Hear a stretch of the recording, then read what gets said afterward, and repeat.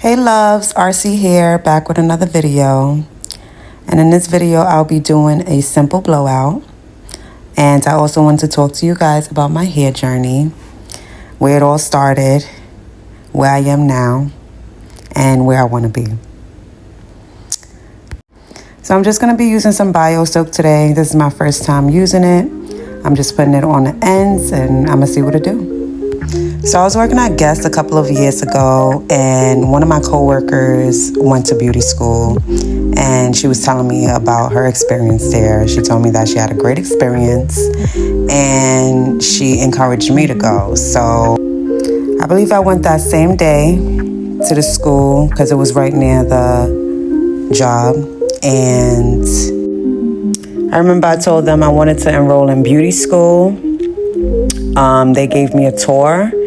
And I believe a few days later, I was in.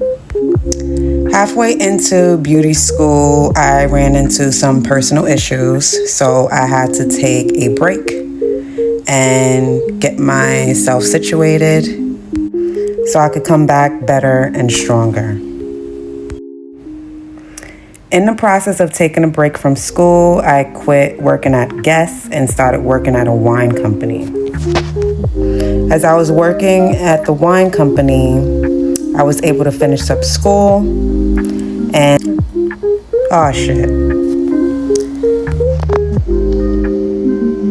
Anyway, like I was saying, I was able to finish up beauty school and I started working at Dry Bar part-time. I worked at Dry Bar for about maybe 2 weeks before the pandemic hit. Once the pandemic hit, I quit working at Dry Bar and worked from home at the wine company. Once everything started to open back up, I quit the wine company and started working back at Dry Bar. I'm not gonna lie, when I first started Dry Bar, it wasn't given. I was very slow and I would say not confident in myself. So I started watching my coworkers give blowouts. They also helped me out a lot. Dry Bar also got an educator, and she was able to teach me a lot as well, which was awesome.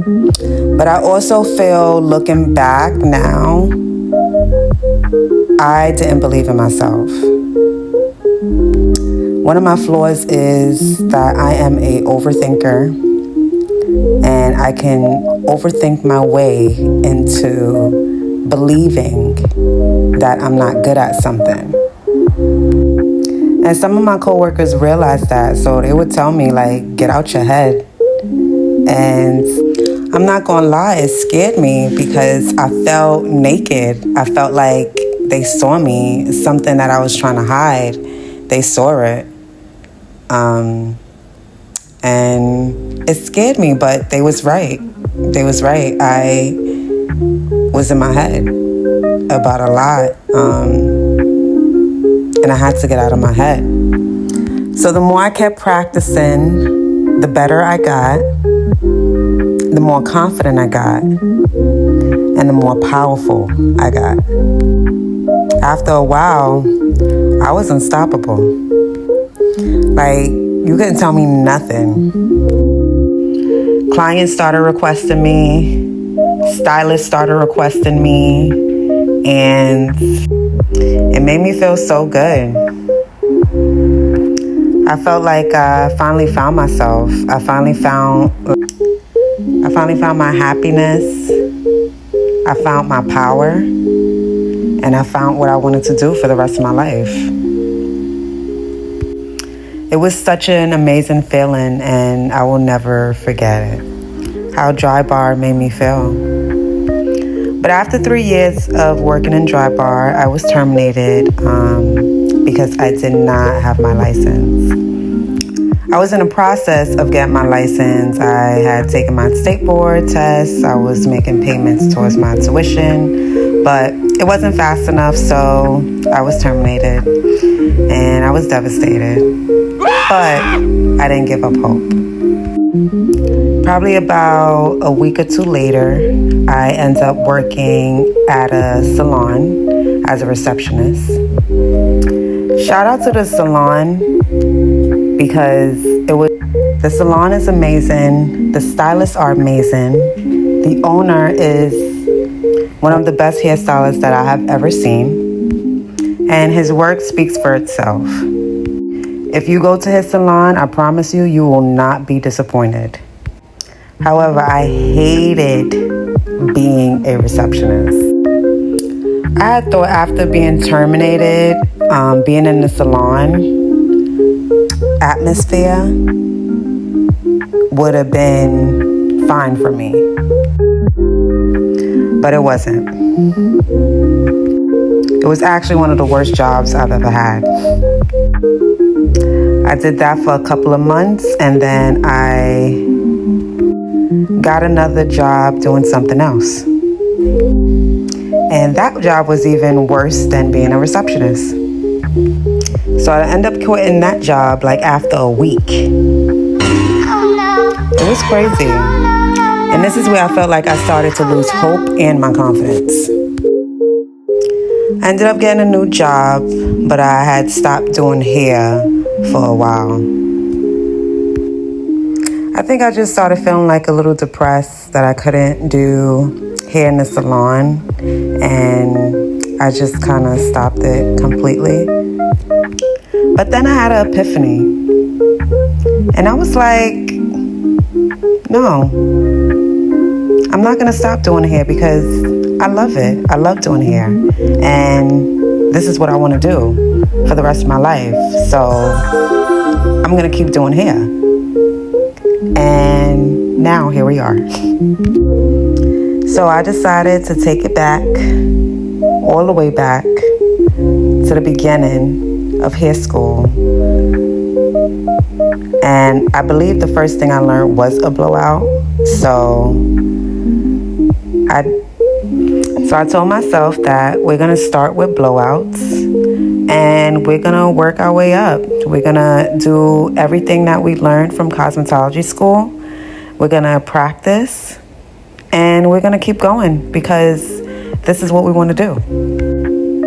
Being a hairstylist brings me so much joy and so much happiness, and I feel like that's what life is about. So why not continue to do what I love to do?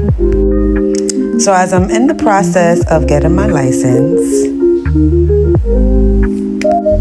I will be working on my mannequins and myself. So when I get back to the salon, I can just pick up where I left off. Working on my mannequins helps me regain my muscle memory as I continue to practice on my skill, and it also helps me regain my confidence back. My future goals is to become an instructor at a cosmetology school and help other students be successful in their hair journey. That's my goal. But in the meantime, I'm going to keep practicing, be consistent, believe in myself, and I know everything else will fall into place. So yeah, that's my story. Thank you guys for listening, and I hope my journey inspires your journey and inspires you to keep going and not give up on your dreams and always believe in yourself. So here is the finished look. I'm just combing out the curls, giving her a little fluff, making sure her volume is giving volume. And yeah, that's about it. Thank you guys for watching. Please like, comment, and subscribe. And let me know what you think. Any suggestions, tips, feedback, something that you want to see me do, let me know. I'm up for the challenge. Okay. Here we go. Money, money, making crap for money, money, and money, money, making crap for money, money, yeah 当他们都在说有钱才能做自我，掉入消费主义陷阱，花钱不思索，类似想的艺术品多得我快数不清，有垃圾点缀的